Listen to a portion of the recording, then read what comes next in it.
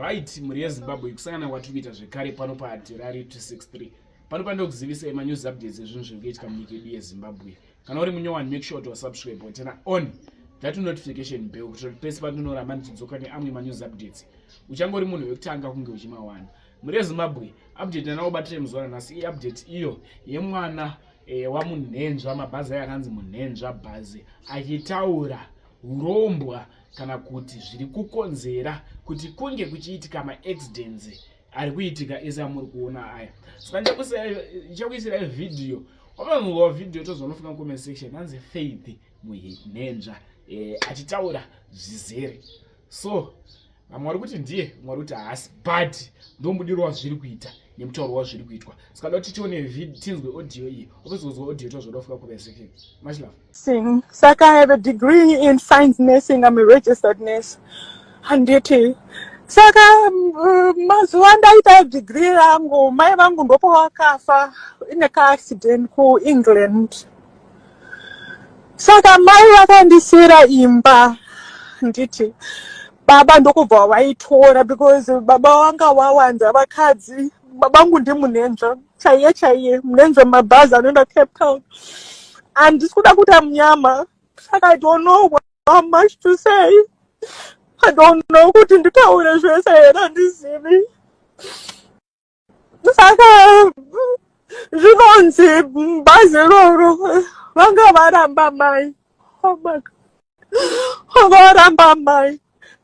Saka Nuba Watoremba Mai. Jinonzi imbayo ndoiri kuita kuti mabhazi awanobheuka. Vanokwira mabhazi kwamunhendzva, munoziva kuti mabhazi kwamunhendzva anobheuka. Ingozi iri mufamily, ndimai vakafa. And I just don't like coming on live and just kungotaura izvo zvemhuri. Saka baba zvinonzi vakaenda kunondiromba. Ndakaudzwa I've never been in Zimbabwe. I'm going to 30 years. Andadzoka back to Zimbabwe. Saka zvinonzi hanzi wakaiswa mubhodhoro. Hanzi ndakaiswa mubhodhoro. Hanzi vakatora misodzi yembwa. Vanoziva chivanondiudzei. Hanzi vakatora misodzi yembwa. Ndokubva waipukuta. Hanzi ndokubva vatora mvura yavakagezesa imbwa. Hanzi ndokubva zvaiswa mubhodhoro here. Hanzi misodzi yembwa is supposed to kupa munyama. Help me andizwisise Shona. Shona chinondinetsa. Saka hanzi kuti ndirarame ndinotofanirwa kutofamba. Zvino ndiri kuAmerica ndinofamba kupi?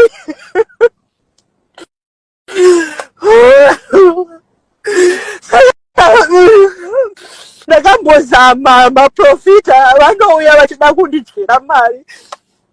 Saka nyama wandaita ndeyokungoti all the jobs I get as a registered nurse, I'm fired within 6 months. Everywhere kwandaenda ndichakwanisa kuona even pekugara. Yes, ndine brothers. I have one in Miami, anonzi Michael Munhendzva. I have two in Kentucky, anonzi Moses Munhendzva, and anonzi Tawanda Munhendzva. Ko apa kudhiktira yanzi maita sei ndarwadziwa munoziva vakuti maita sei nhasi. Saka nhasi ndakabirwa mushonga. Let's go to the zviri kunetsa. Ngatiende kune zviri kunetsa. Ndichangopiwa license as a registered nurse. Ndakabirwa mushonga. Wese mukati kuenda. Saka this nursing home yandaishanda manga musina makamera. Ndokubva mapurisa auya, FBI ndobva yauya, FDA Food Drug Administration ndobva yauya, vese ndokubva waita kuinvestigator. It's been 13 years hapana. Andifute handibate mbachi handiite anything. Saka kubvira muspo vakanditega. Vanditega. Kutegwa, what it means you're blacklisted. So what it means is even ukaenda kunotsvaga basa. Here in America we use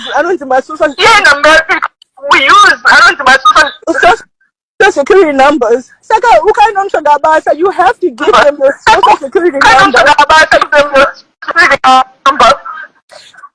Saka ipapo chinobva zvabuda kuti ndakategwa. Saka ndobva ndadzingwa basa every 6 months aipere before I'm fired from a job. Ndikaenda kunogara ndanga ndakushaya apartments. No one wants to give me an apartment. Saka ndanga ndakugara muhotera extended stay. Saka nhasi ndokubva zvanzi vakatanga kuti ndizoivhictwe vakatanga kupancha mataya angu. Havasi kuda kuti ndifambe. They don't want me to walk. They don't want me to work. Saka vanouya, they punch my tires. If you don't believe me, ndinokupai mav1 man, ndine so many recordings. Saka kuti ndifambe zviri safe, I had to start going live on videotaping. Saka ndakabata muridzi wehotera achiuya pamota pangu midnight ambeno zvaaita. Saka aona kuti ndamubata. Saka ari kutya kuti I'll sue him. Ndopaakangotiti, you know what, handinogara newe panapa. Ndakamwisa umvideo ndokurakidzai muridzi wehotera wacho ndakamubata midnight ari pamota pangu. Ndobva angonditi handichadogara we don't want you staying here. Nothing ndobva ndati alright, I've been with you for 2 years. If you evict me, it was supposed to be Friday. Ndoenda kupi? Tell me, unoivictwa one day, unoona kupi? Even apartment, you can get an apartment within a day. Chinipai or 2 weeks. Ndokwanisa kutsvaga rent or apartment. You can say, no, we want you out today. Then I've been with you for 2 years.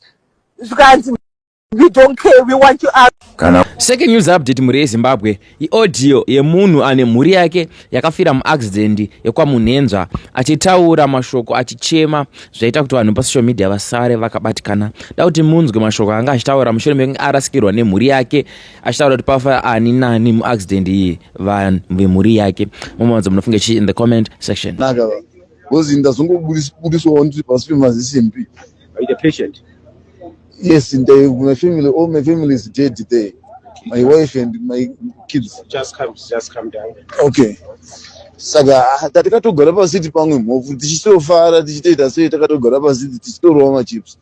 Ndobva tazoona bhazi rakutanga kungodai kucrossa road. Tatosimuka papa ndapita kochi because anga itodriver ndimukometi.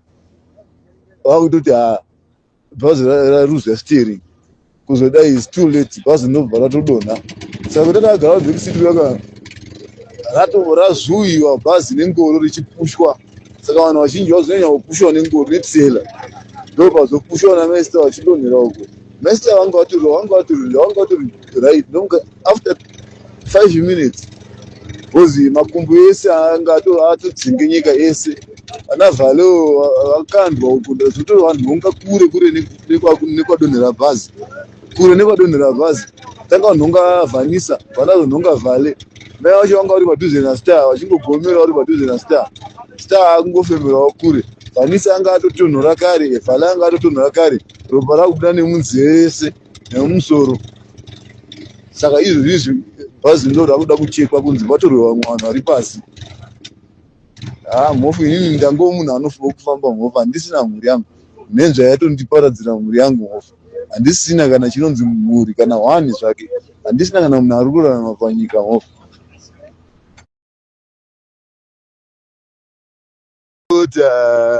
Mhuri yangu yapera sano kizvezvi yamundibatsirewo nemota. Mhuri yangu yapera pano munenzva yapedza vana vangu kani. Standi achiri kufema vasi kutakura neambulenzi. Baba mukuya mundibatsirewo kani. Muya mundibatsirewo pamwe Star anorarama hake kani. Mhuri yangu yese yapera kufa kani. Munenzva andipezera vana vangu kani. Mai.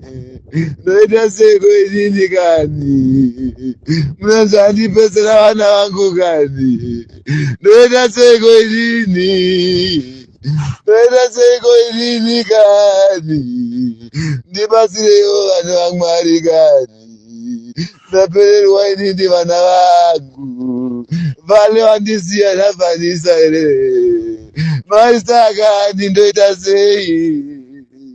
Master ndoita sei komwangu? Mandisiya here munoti munomunedza kani. Munonzi andipesera vana vangu kani mai. Mai we. Noita seiko inini kani. Noita seiko kani. Mai. Mai.